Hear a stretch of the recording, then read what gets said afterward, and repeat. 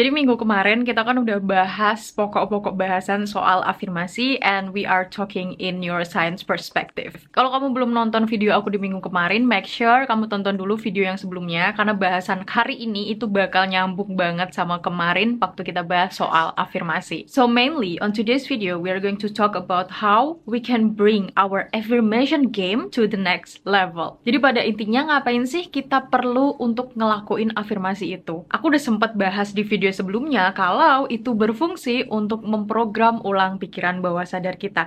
Nah, kenapa nih kita perlu untuk memprogram ulang pikiran bawah sadar kita? Hai, welcome back to my channel. It's me again, Aya. Kalau kamu baru di sini, hai, nama aku Aya. Dan kamu beruntung banget karena kamu sekarang lagi nonton series The Up Level You, dimana aku udah mulai challenge kamu untuk membangun versi terbaik dari diri kita, mulai dari neurological level. Selain dalam spiritual dan energy level, kita juga harus menyeimbangkan kesatuan dari sistem saraf yang ada dalam tubuh kita. Karena percaya atau enggak, begitu kamu tahu hal yang bakal aku bahas di video kali ini bakal super empowering kamu, dan kamu bakal ngerti akar permasalahan dari sesuatu yang selama ini membuat kamu nggak pede, membuat kamu selalu insecure, membuat kamu takut pada saat kamu mau mulai take action, menghambat kamu untuk konsisten, membuat kamu selalu malas. Pokoknya full bulan ini kita bakal ngebahas hal seputar itu, jadi jangan lupa subscribe di bawah supaya kamu nggak ketinggalan video-video aku selanjutnya. First of all, aku pengen ngebahas soal subconscious reprogramming. Meskipun di video sebelumnya kamu bisa tonton di sini, aku udah sempat sedikit menyinggung soal subconscious reprogramming.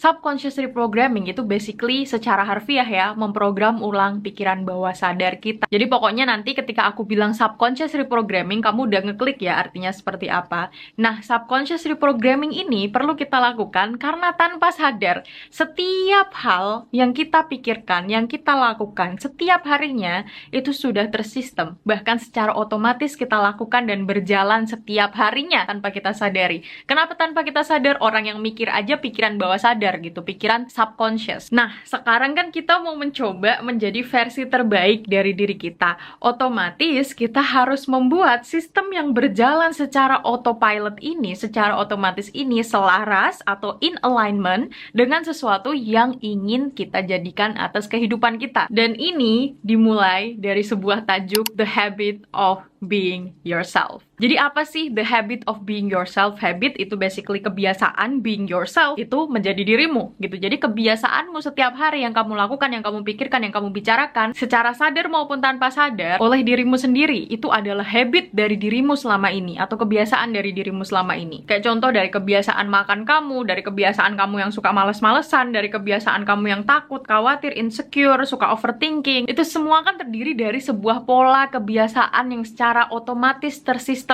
gitu kan. Ataupun sesederhana kayak kamu bangun setiap jam berapa, berangkat kerja, kamu selalu bergadang tiap malamnya, itu semua tersistem gitu loh. Kayak secara otomatis, continuous terjadi seperti itu. Itulah sebuah habit dari dirimu sendiri. Kita bakal mengeliminasi sebuah habits atau kebiasaan yang buruk yang selama ini terjadi tanpa sadar ataupun secara sadar dalam keseharian kita. Biar apa? Biar kita bisa mengupgrade diri kita menjadi versi terbaik dari diri kita sendiri.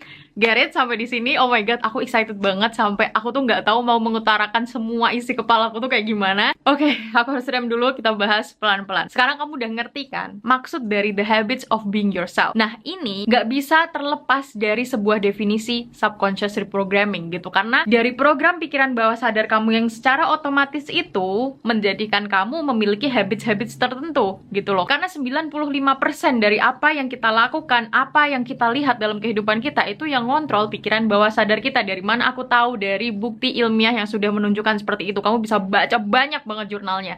95% of what we do exactly, of how we think, of how we see ourselves, it is a subconscious reprogramming gitu. Dan itulah yang membentuk habits dari diri kita. Dan sekarang bayangin kalau misalnya kamu memiliki habits of being yourself secara autopilot, selalu melakukan kegiatan yang menyenangkan hati kamu, yang memberikan kamu sebuah hasil yang terbaik untuk kehidupan kamu.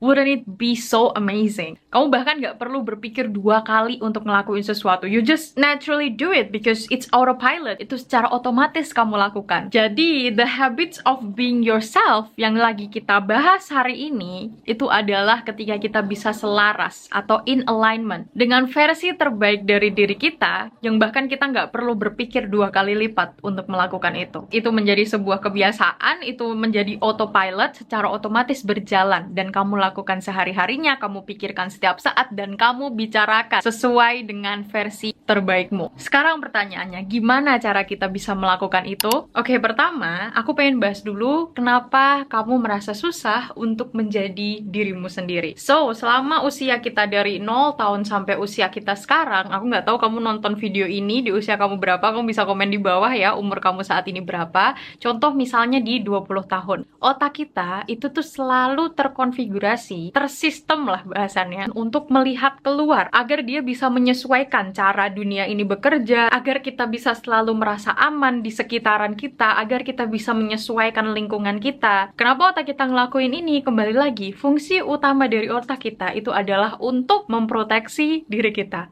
Jadi kenapa kita selalu mimicking atau menyerupai dunia sekitaran kita, lingkungan kita, situasi di mana kita berada?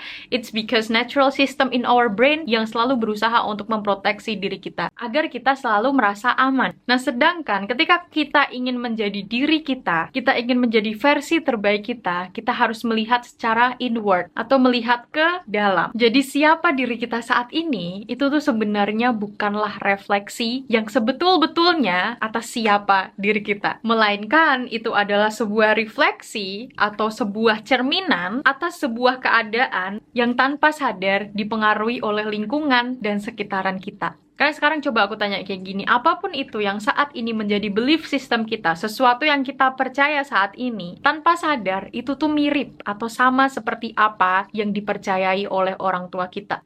Right? Pada awalnya, kamu gak memiliki kepercayaan itu. At first, you see your parents doing that way, that's why you behave that way too. And actually, that is normal. Sebenarnya itu adalah normal, karena kembali lagi, itu adalah cara otak kita untuk memproteksi diri kita. Dia melihat keluar, menyesuaikan dunia luar, supaya kita juga sesuai sama dunia luar, dan akhirnya kita gak membahayakan, gitu kan. Karena bayangin kalau misalnya kamu ada di koloni harimau, dan kamu adalah si rusanya sendiri, itu akan membahayakan diri kamu kan pada akhirnya. Makanya otak kamu membuat kamu clone seperti si kawanan harimau itu. Mungkin itu lebih masuk kali ya analoginya. Tapi kita punya konsep yang lebih kompleks daripada itu pastinya. Jadi otak kita secara natural dia belajar untuk memahami cara kita bekerja di dunia ini sesuai dengan apa yang dia lihat dari apa yang selama ini berjalan di dunia ini. Gitu, karena si otak kamu kan nggak bisa mengontrol outside circumstances gitu, external circumstances atau keadaan eksternal. Dia nggak bisa mengontrol itu, makanya dia mikir nih, gimana ya caranya supaya aku ini bisa memproteksi diriku sendiri,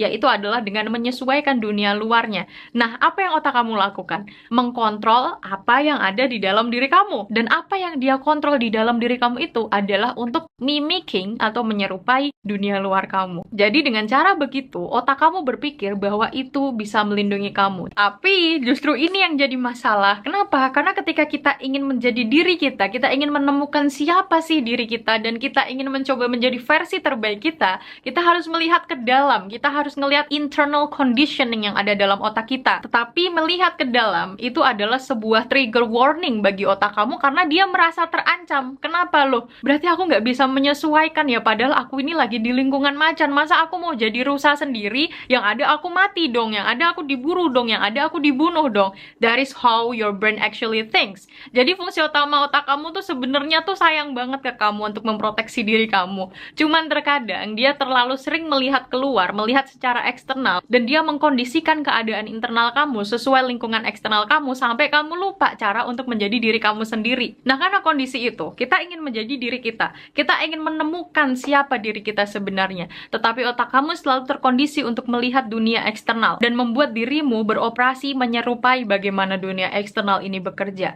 Maka dari itu, karena si otak kamu ngerasa ini adalah hal yang berbahaya, otak kamu membuat segala macam hal yang sebenarnya kamu nggak berkenan gitu, kamu nggak suka dengan hal itu, membuat segala macam cara supaya kamu nggak on track sama sesuatu yang ingin kamu dapatkan atau jati diri yang berusaha kamu temukan. Dan bahkan ketika kamu berusaha ingin menjadi dirimu sendiri, kamu ngerasa nggak nyaman. Karena tanpa sadar, itu otak kamu lagi berusaha memproteksi diri kamu. gitu loh. Agar kamu bisa menemukan siapa dirimu sebenarnya dan menjadi versi terbaikmu, kamu harus menghancurkan old conditioning atau program lama yang selama ini tertanam dalam diri kamu dan menggantikannya dengan komponen-komponen yang kamu butuhkan untuk membentuk sebuah identitas baru sesuai seperti yang kamu inginkan. Dan jangan menginterpretasikan omongan aku yang aku bilang sesuatu yang kamu inginkan ini harus, oh berarti aku harus sesuai, kalau misalnya aku mau jadi kaya, aku jadi orang kaya, bla bla bla bla bla. No. Kadang tuh orang terlalu overcomplicating menjadi versi terbaiknya tuh kayak gimana gitu. Terus kalau udah menjadi terbaik kayak gimana, kayak mereka nggak ngerti versi terbaik yang terbaik itu kayak gimana.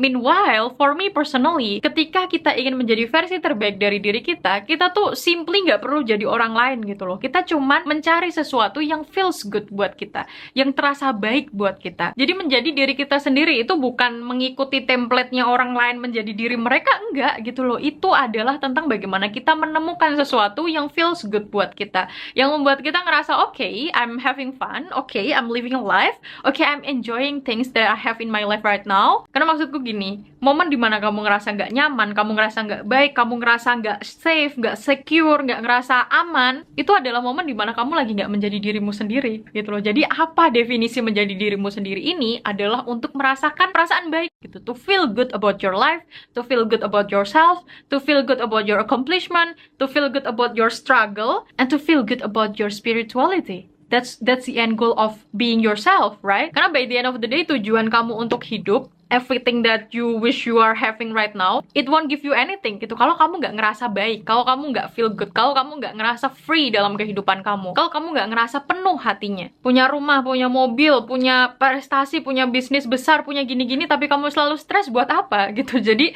menjadi dirimu sendiri, menjadi versi terbaikmu by the end of the day is about feeling good about your life. Dan pastinya kamu bisa lebih banyak melihat kenikmatan Tuhan yang udah Tuhan hadirkan ke kamu setiap harinya. Ketika kamu sudah menjadi dirimu sendiri, you know how to feel good. Kamu tahu cara untuk merasa baik. Dan pastinya segala macam hal yang baik itu juga in alignment. Dari gratitude, dari faith kamu, iman kamu, dari perasaan dimana kamu ingin lebih dekat sama Tuhan, dari pursuing kamu, goals kamu, dari ego kamu yang udah bisa kamu turunkan, it's going to be in alignment once you feel good about your life. First step untuk menjadi diri kita dan menemukan diri kita menjadi versi terbaik dari diri kita, itu adalah untuk mulai melihat apa yang selama ini kita pegang jadi kepercayaan yang kita tanamkan. Karena segala macam yang kamu lihat dalam kehidupan kamu, segala macam yang terjadi dari dirimu sendiri, itu nggak akan bisa berubah kalau kamu nggak mengubah perspektif kamu dan kepercayaan kamu. Sesuatu yang kamu percaya atau belief system kamu itu adalah sebuah driving force atau sebuah dorongan untuk action kamu, pikiran, dan apa yang kamu rasakan juga gitu loh. Kamu mempercayai bahwa kehidupan kamu sulit, pikiran kamu juga selalu berpikir kehidupan kamu sulit, omongan kamu juga merefleksikan hal yang sama, dan perasaan kamu ya selalu ngerasa hidupmu sulit,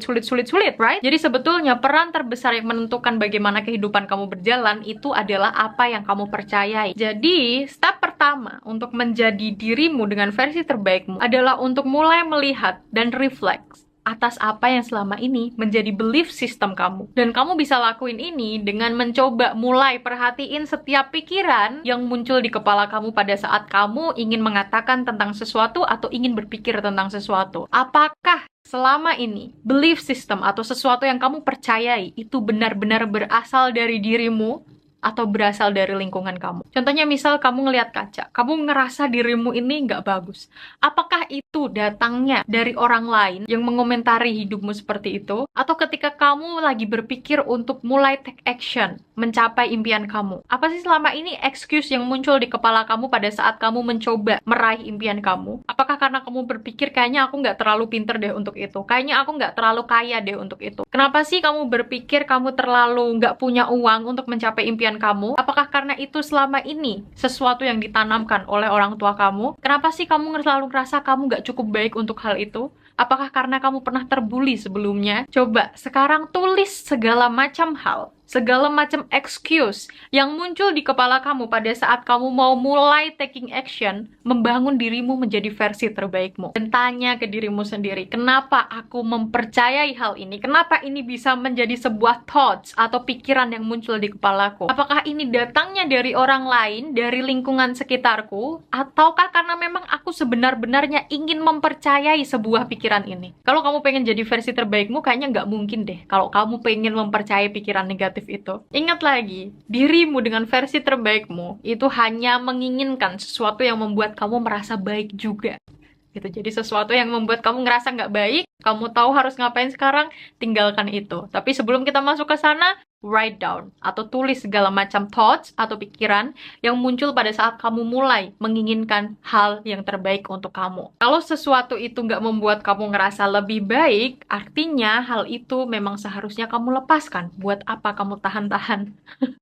Itu cuma bakal jadi sesuatu yang menghambat aja. Dan ini tuh bukan cuman sesuatu yang kamu percayai atas dirimu sendiri aja gitu loh, tapi sebuah perspektif yang kamu lihat atas dunia ini juga gitu. Bagaimana sih perspektif kamu memandang dunia di sekitaran kamu? Bagaimana sih kamu memandang kehidupan kamu dan kehidupan yang going on with someone else gitu, yang berjalan di kehidupan orang lain? Kayak misal kamu percaya kehidupan kamu selalu sulit, atau misalnya kamu percaya keberuntungan itu cuma didapatkan oleh orang yang kaya gitu. Like, write all of those belief, tulis semua kepercayaan yang kamu lihat dari diri kamu sendiri dan dari dunia yang kamu lihat saat ini. Karena dua kepercayaan itu adalah sesuatu yang saling mempengaruhi satu sama lain. Dan langkah kedua, ketika kamu sudah mengerti apa saja yang selama ini menjadi sebuah kepercayaan yang selalu dibicarakan oleh orang lain di sekitar kamu gitu, yang datangnya bukan dari kamu, yang selalu menghambat kamu, tulis juga sebuah belief system yang baru, sebuah kepercayaan yang baru yang kamu inginkan untuk kamu miliki di dalam dirimu saat ini. Kepercayaan yang membuat kamu ngerasa baik pada saat kamu ngelihat dirimu sendiri di depan kaca, ataupun pada saat kamu melangkah mencapai apa yang kamu inginkan saat ini. Dan langkah ketiga itu ya akhirnya kita mencoba untuk step into that new identity. Kita melangkah ke identitas baru kita yang coba kita tumbuhkan dengan kepercayaan baru yang sudah kita desain di awal. Karena ketika kamu melangkah ke identitas baru kamu yang sudah kamu buat saat ini, kamu pada akhirnya tuh akan mulai berpikir dan merasakan sesuatu selaras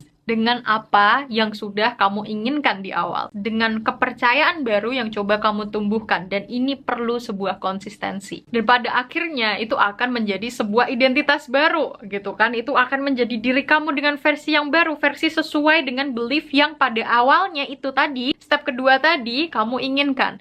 Kamu akan mulai berperilaku, berpikir, berbicara, merasakan, memperlakukan orang lain sesuai dengan apa yang ingin kamu percayai. Which means, you are now being the truest version of yourself. Kamu menjadi versi yang lebih baik atas dirimu sendiri. Dan pada saat itu terjadi secara berkelanjutan, itu akan menjadi sebuah habits. Dan inilah yang kita sebut habits of being yourself. Karena pada akhirnya sesuatu yang terulang-ulang terus, itu akan menjadi sebuah sistem. Semakin sesuatu itu kita ulang, sistemnya bakal kayak dikasih oli gitu. Kayak mesin dikasih oli ya makin gimana, makin lancar. Sampai rasanya bahwa ya memang itu adalah diri kamu biasanya. Sebenarnya sederhananya ya, ketika kita ingin menjadi versi terbaik dari diri kita, itu ya kita tinggal berperilaku, berpikir, merasakan, membicarakan sesuatu selaras dengan apa yang kita inginkan untuk kita percaya. Gak peduli seberapa gak nyamannya itu, gak peduli seberapa menakutkannya itu. Pada saat sesuatu itu mulai terjadi secara otomatis lagi, kayak contohnya misal program lama kamu mulai muncul lagi, kita shift hal itu dengan sesuatu yang sesuai dengan new identity yang berusaha kita tanamkan.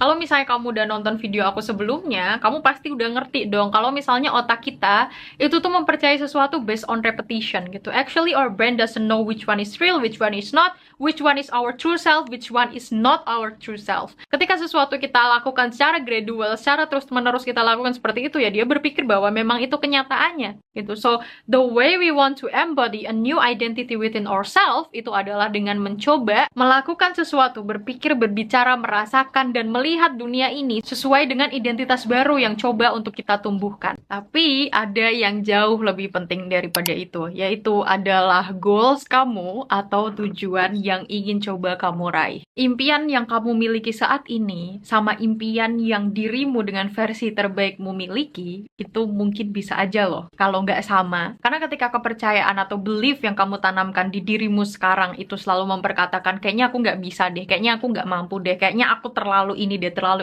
ini deh. Maka dari itu, tujuan yang kamu raih mungkin bisa aja jauh lebih kecil daripada tujuan yang ingin diraih oleh versi terbaikmu. Dan ketika kamu berhasil untuk shift atau menaruh dirimu dalam sebuah identitas baru di mana kamu selalu merasa aku pasti bisa, aku mampu, aku siap untuk mengubah kehidupanku, aku percaya pada kemampuanku, aku percaya aku selalu dilindungi Tuhan untuk mencapai impianku, goals kamu itu juga pasti akan berubah menjadi jauh lebih besar dan jauh lebih juicy lagi. Dari situ juga kehidupan kamu akan jadi jauh bermisi dan bervisi besar karena kamu menjadi seseorang dengan identitas baru, dengan sebuah tujuan yang lebih besar lagi dan juga lebih baru lagi. Jadi pertanyaannya sekarang, apa sih goals baru yang identitas barumu ini miliki, yang versi terbaikmu ini miliki? Apa sih mimpi yang begitu besar dan saking besarnya kamu nggak percaya bahwa itu bisa terjadi?